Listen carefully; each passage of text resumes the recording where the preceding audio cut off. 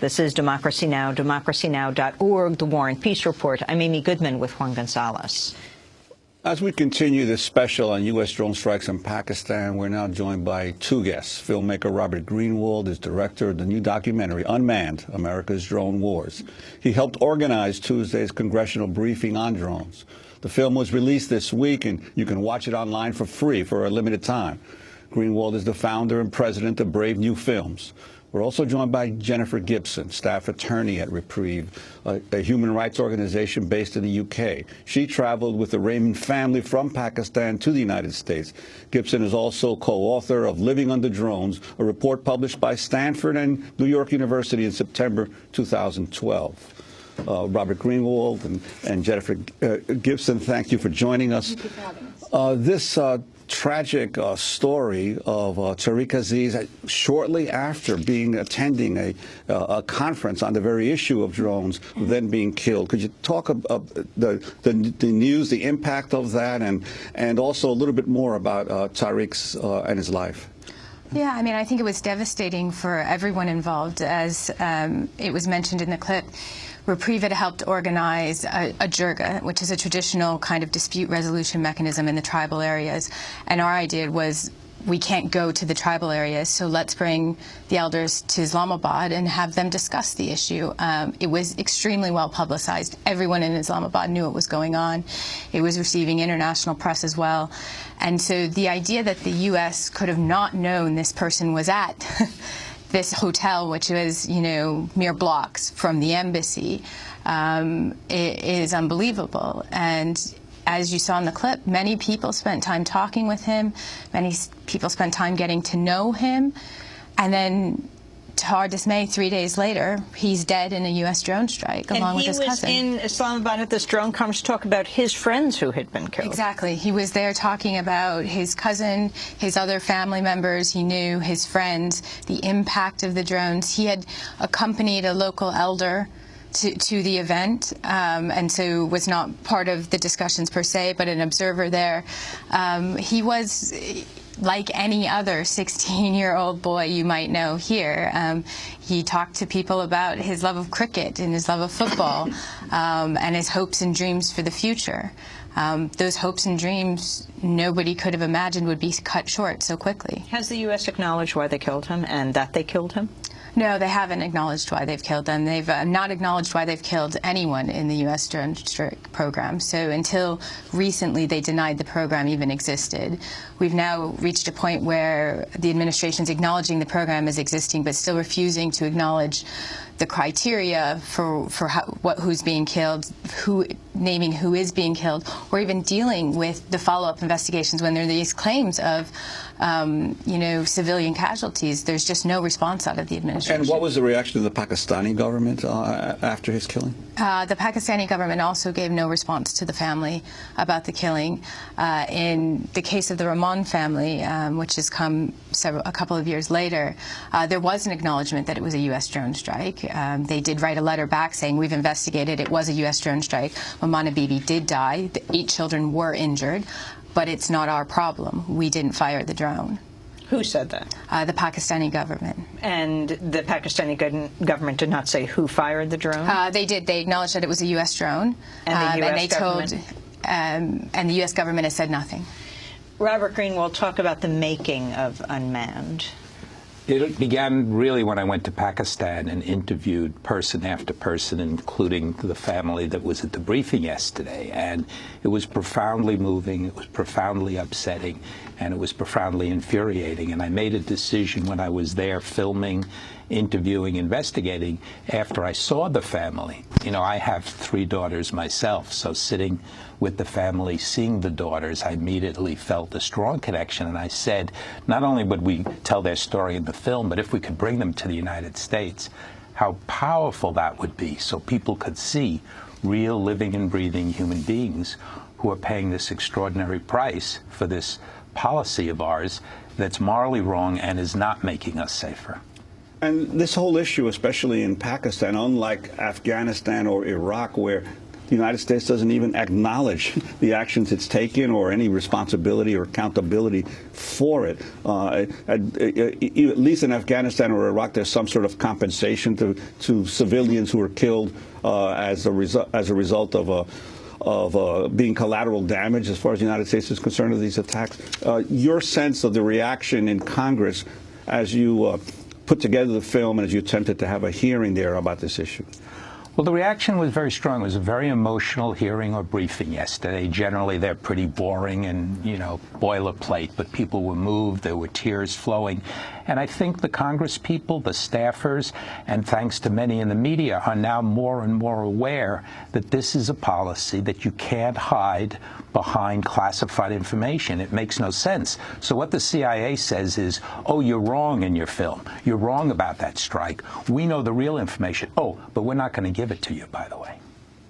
Code Pink, Medea Benjamin and Pam Bailey wrote a very interesting piece, headlined, $40 million allocated for drone victims never reaches them. Can you explain what this $40 million fund is of the U.S. government? Jen? I'm not sure anyone can. And that was the point of what Code Pink recently released. What they discovered was that all of these calls for compensation, that actually there had been $10 million every year for the past 4 years earmarked, and I believe it was the Foreign Affairs budget, for paying compensation to civilian victims of drone strikes in Pakistan, and that instead this money was going to NGOs and other development programming and not to civilian victims of drone strikes. If that is the case, which... Because CIA is not acknowledging they're engaged in drone strikes. CIA is not acknowledging, nobody in Pakistan is acknowledging that they're carrying out drone strikes. So when you see the news reports, like this morning's news report, the U.S. never comments. It's always an anonymous official. News report saying there was yet another drone strike. There was yet another strike. It's never the U.S. commenting. It's never an on-the-record official. It's always an anonymous source from the Pakistani intelligence, an anonymous source from American intelligence, an anonymous source from the administration. And these anonymous sources just say, yes, militants are killed. The new report of the Pakistani government trying to downplay the number of civilian casualties. Any coincidence of the fact that this hearing in Congress was happening this week? That's a question for the Pakistani government. What is shocking about the numbers is it contradicts everything they've been saying for the past almost 2 years now. They gave figures to the Peshawar High Court in litigation we were involved in at the end of last year, where they cite a much, much higher number of civilian casualties. They gave most recently in March new numbers to the UN Special Rapporteur for Counterterrorism and Human Rights, Ben Emerson. They told him there were at least 400 civilian casualties. So we just had Ben Emerson on the show. Now he is saying he needs Pakistan to explain why these numbers have gone down. Of course, it's right after Nawaz Sharif met with President Obama in Washington.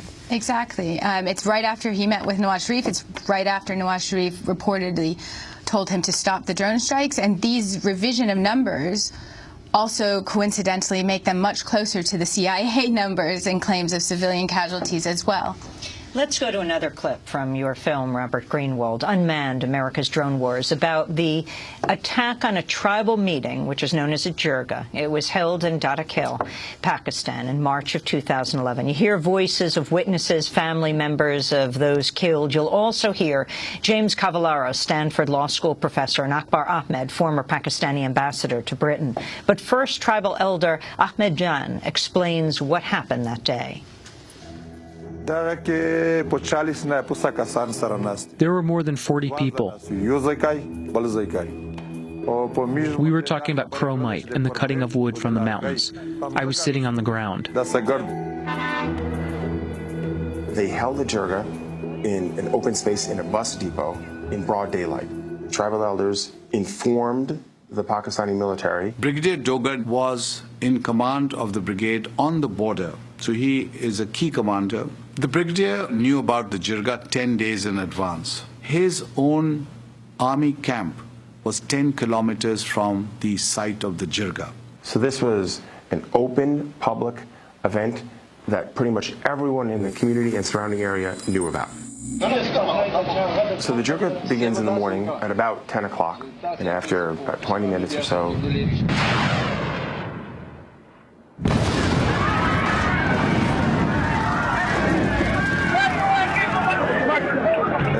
4 missiles attacked us at 10:45 a.m. on March 17, 2011. 2 missiles targeted the group where I was sitting, while 2 more targeted the other group. There's smoke and debris and chaos. It was a huge explosions. So people in the shop, in the nearby areas, they rushed to the place. When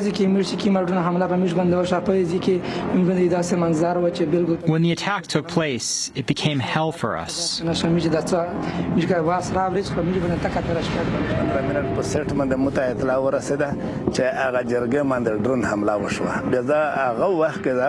rushed there and found pieces of dead bodies all around.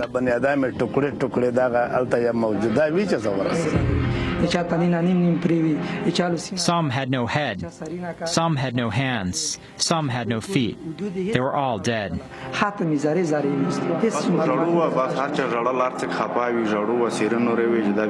Everyone was crying and screaming, asking why do these drones attack and kill our people.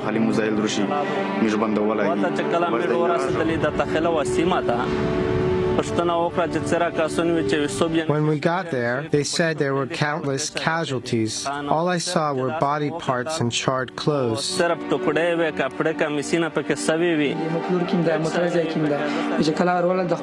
I got there, someone showed me my father. When I touched his skin, it started to break like ashes. That was another clip from Unmanned, America's Drone Wars, Robert Greenwald. If you could comment on that particular segment we just heard. Well, what we saw was a segment about something called signature strikes. What they are literally are guesses about what people are doing based on their behavior, not who they are, not what they've done, not that we have any information about them. So literally some bureaucrat someplace is guessing that they might one day possibly do bad things and people are being killed. This was the leadership of that community, 45 people decimated. Again, based on no hard information, no judge, no jury, no trial. Even if people are in favor of drone strikes, signature strikes are beyond outrageous, and there can be legislative solutions to that, and I hope there will be. And of course, the signature strikes also create a direct line to the president, don't they, in terms of his having to approve them? Well, the president approves the so-called kill list, which is the individuals. With the signature strikes, which supposedly they're moving away from, it's not really clear who approves or decides that. What we understand is it's the CIA who now believes they are so wise they can see thousands of miles away people sitting in a circle with guns. Oh yes, they must be bad guys. Let's kill them. Before we move on to our final story and our guests who've come from Pakistan who survived a drone attack, Jennifer Gibson, they were supposed to come to the United States with their lawyer. Instead, their lawyer was denied a visa, and you had to fly from Britain to Islamabad to pick them up, though you don't speak Pashto, to come back here. Explain what's happening with people trying to speak out around drones. What happened to the lawyer? Well, Shahzad is an amazing individual who should be here today. He's been working and investigating on drones for 3 years now, more than 3 years. He has amazing connections with the communities involved. And he, ever since he started working on this issue, has been unable to get a visa to come to the U.S. The last time he applied, and it should be noted he used to come all the time before without any problem. So the last time he tried to come, it took more than 14 months of administrative processing for the U.S. to finally grant a visa. This time, once again, he applied in August. He went for the interview, and he was told, you have a history with us. We can't grant it. It needs to go through D.C. And so since then, he hasn't been able to get an answer. His application just consistently says it's in administrative processing. And of course, Shahzad Akbar is featured in your film. And you are making it available for free, Robert Greenwald, online? Yes, we fortunately have a wonderful donor who wants thousands and thousands of people to see it at americasdronewars.com. We encourage people to sign up, see it, but then most importantly, get other people to see it, people who don't care, who don't have information, or are even in favor of drone strikes. That's the wonder of the tool and the wonder of being able to offer it this way. And the hearing in Congress that you were instrumental in helping put together, only 5 members of Congress attended? Right. We're told by Congressman Grayson and Jen Schakowsky, who were there, that that's actually a good number for Congress. I, of course, was disappointed and hoping for hundreds, but they did show up, and I think they were affected, and we hope it will be the beginning of momentum. Very few times have people come to testify who are victims of drone strikes. Their grandmother killed, they themselves wounded, and we're going to hear from them in a moment. Robert Greenwald, Director of Unmanned, America's Drone Wars, and Jennifer Gibson of Reprieve, a human rights attorney. Thanks so much for being with us. When we come back, you meet the Rahman family. Stay with us.